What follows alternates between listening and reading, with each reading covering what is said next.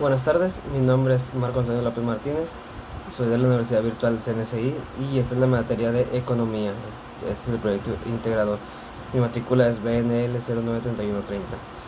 En este caso tendremos unas cuantas, un cuestionario sobre este tema de economía y estos son los siguientes puntos que vamos a ver.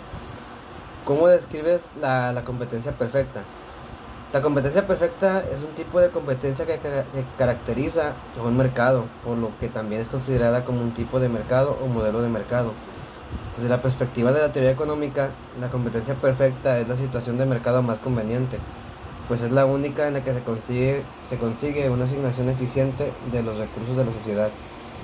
La competencia perfecta es un tipo o modelo de mercado en el que existen numerosos vendedores y compradores que estén dispuestos a vender o comprar libremente entre ellos productos que son homogéneos, iguales en un mercado dado.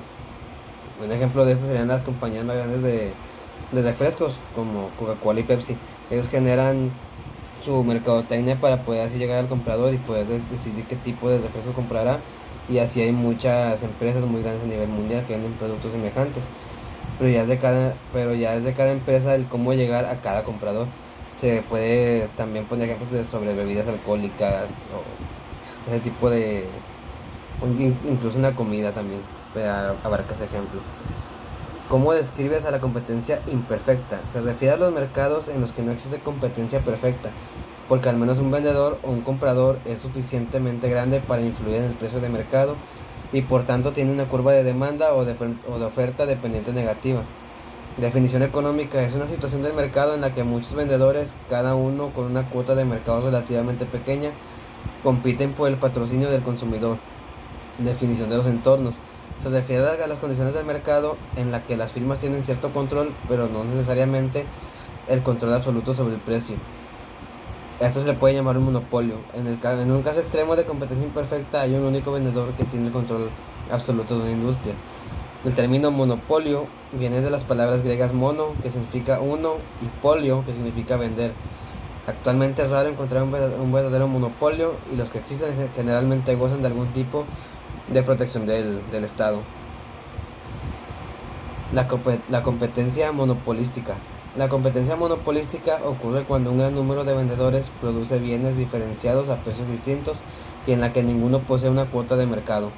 Por ejemplo, las computadoras personales tienen características diferentes como velocidad, memoria, disco duro, módem, tamaño y peso. Por lo tanto, con las computadoras, productos diferenciados pueden venderse a diferentes precios. Un ejemplo de esto está claro en los negocios que son exclusivos de marcas de lo más alto. Ellos pueden poner sus precios a cada artículo sin afectar a sus competidores, ya que ellos solo se dedican a vender una sola marca, que es la del vendedor. ¿Cuál es la teoría monetaria? Es una teoría económica que describe y analiza las economías modernas. ¿Qué es la inflación?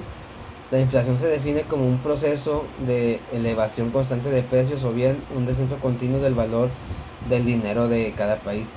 Una muestra de que el dinero ha perdido valor es cuando ya no se puede comprar la misma cantidad de bienes que se compraban con anterioridad. Es algo que está afectando bastante a países como México, o bueno, o casos extremos como lo son actualmente Argentina, el cual cada vez el peso argentino está más y más devaluado. ¿Cuáles son las teorías del capital? Hay varias teorías. Una de ellas es las fisiócratas. Los economistas franceses del siglo XVIII, denominados fisócratas, fueron los primeros en exponer un sistema económico. Adam Smith retomó el sistema y de ahí surgió la teoría clásica del capital. Posteriormente fue perfeccionada por David Ricardo a principios del siglo XIX. Otra es la teoría clásica. Según la teoría clásica, el capital se define como el conjunto de valores creados mediante el trabajo.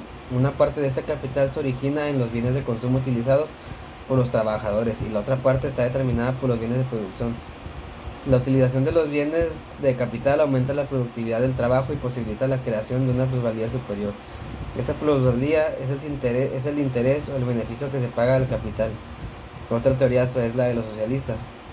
Karl Marx y otros autores socialistas aceptaban la visión clásica del capital, pero añadieron una nueva consideración. Solo podían ser capital los bienes productivos que permitían obtener ingresos independientemente del trabajo realizado por su dueño. Los socialistas defendían que el capital termina por ser una fuerza determinante en la sociedad, ya que un reducido grupo de personas, que son los capitalistas, poseen la mayor parte de los medios de producción y un grupo mayoritario, que son los trabajadores, reciben un salario que apenas les permite subsistir. La teoría psicológica. A mediados del siglo XIX, los economistas británicos Noziau Williams Sr. y John Stuart Mill consideran que la teoría clásica no era satisfactoria. Para reemplazarla, crearon una teoría psicológica de la capital basada en una investigación sistemática de los motivos de la moderación o de abstinencia. Esta teoría parte del supuesto de que la satisfacción del consumo presente es preferible a la satisfacción futura, que es el Producto Interno Bruto o PIB.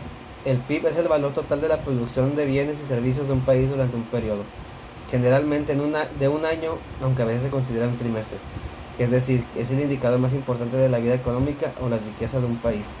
El PIB per cápita o renta per cápita es la relación que hay entre el PIB de un país y su cantidad de habitantes. Para conseguirlo hay que dividir el PIB de un país entre la población de este. Numerosas evidencias muestran que la renta per cápita está relacionada con la calidad de vida de los habitantes de un país.